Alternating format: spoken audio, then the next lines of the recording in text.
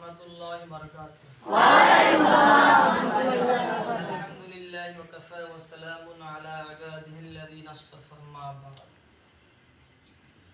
Faqad qala Allah tabaraka wa ta'ala fi kalamihi al-majid wal furqanil hamid.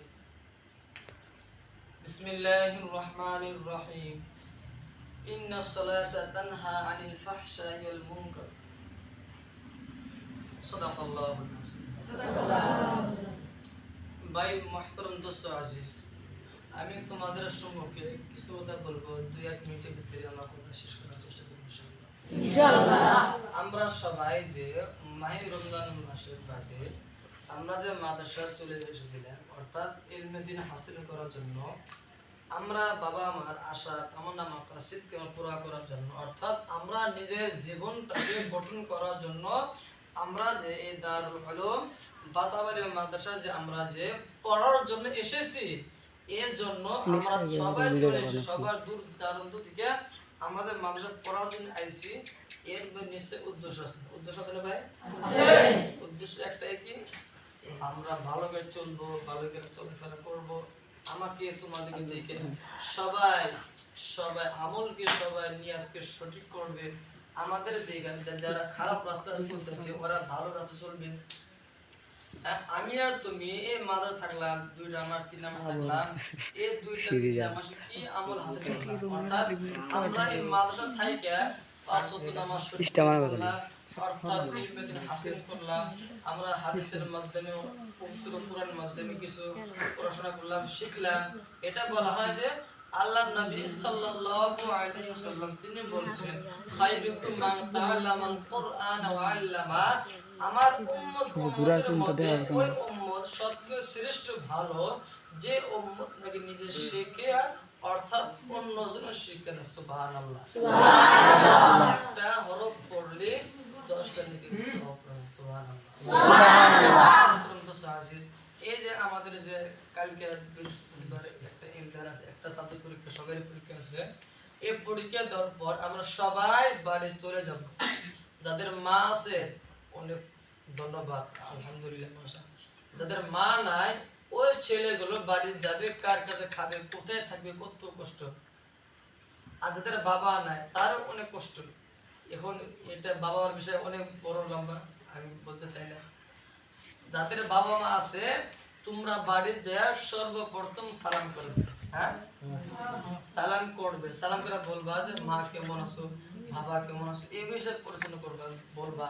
তারপরে বাড়িতে ছোট বোন তাহলে বড় বোন সালাম করবা, ভালো মন্দ জিজ্ঞাসা।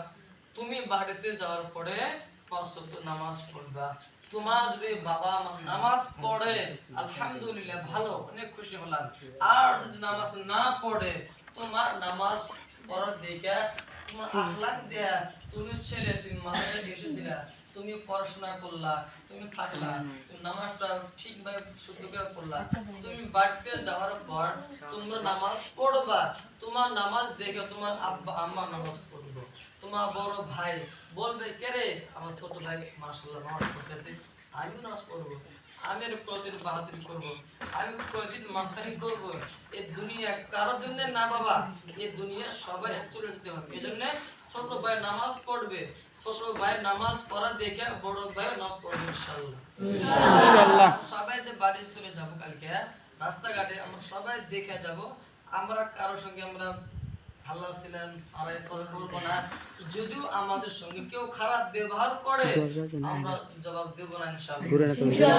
আমরা জবাবটা দিই, আমরা সবের সাথে বলবো, আমরা নম্রতার সাথে বলবো যে ভাই এটা এটা আমরা সফরে আমরা মাদ্রাসা চলে গিয়েছিলাম, আমরা বাড়িতে আজকে আমরা যাচ্ছি, এখানে আমরা হাল্লাচিল্লা করার জন্য এসে নাই। ভাই আপনাদের কাছে আমি বলছি, আপনারা বালুঘাট থাকুন, আমরা বালুঘাট থাকি, এর জায়গায় কোনো হাল্লাচিল্লা করার জায়গা। অর্থাৎ গাড়ি ঘোড়ার মধ্যে হাল্লাচিল্লা করে আর ফসদ করে গেলে ওটা বহুত একটা খারাপ ব্যবহার থাকে। এই জন্য তোমরা যারা বাড়ি চলে যাবে সবাই কমসে কম 3 জন 4 জন এই বিষয়ে যাবা। কারো জন্য 1 জন 2 জন যাবা না। হ্যাঁ, সবাই 2 জন 3 জন 5 জন।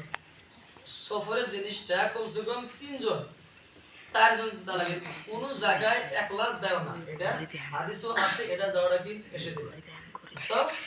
এজন্য বাড়ি যাবা সালাম করবা ভালো করে আর কমসে কম বাবারা মসজিদে যায় নামাজের 5 ওয়াক্ত নামাজের 5 মিনিট ফরজের 10 মিনিট আগে যা হাজির থাকো ইনশাআল্লাহ ইনশাআল্লাহ আর সবাই রাস্তাঘাট দেখলে সালাম করবা সমস্ত করবা আর সবাই বলবা যে না আমরা দারুল উলুম বাতাওয়ারের মাদ্রাসা গিয়েছিলাম ওদের অনেক সুন্দর পরিবেশ খাওয়া দাওয়া পড়াশোনা ভালো মাদ্রাসা শিক্ষকরা ভালো পড়া ভালো এই জায়গা তোমাদের আখলাক দিয়ে তোমাদের দেখে অন্য সাথে বলবো যে না মাশাআল্লাহ আমার এই ভাইটা মাদ্রাসা গিয়েছিল কি সুন্দর মাথা ছোট করে কি সুন্দর সাদা পোশাক সাদা কাপড় এই তোমাদের দেখে ওরা নিজেরা আসবে কেননা আমাদের নবী সাল্লাল্লাহু আলাইহি সাল্লামের কানা খুলুকুল কুরআন এক সাহাবী প্রশ্ন করছে ইয়া রাসূলুল্লাহ আপনার কিছু আমরা জানতে চাই আপনার তুমি বলছিল যে হুজুর আখলাকটা কেমন ছিল সাহাবা বলছিল যে কানা খুলুকুল কুরআন হুজুরের আখলাক ছিল কি ছিল পবিত্র কোরআন কারীমের মতো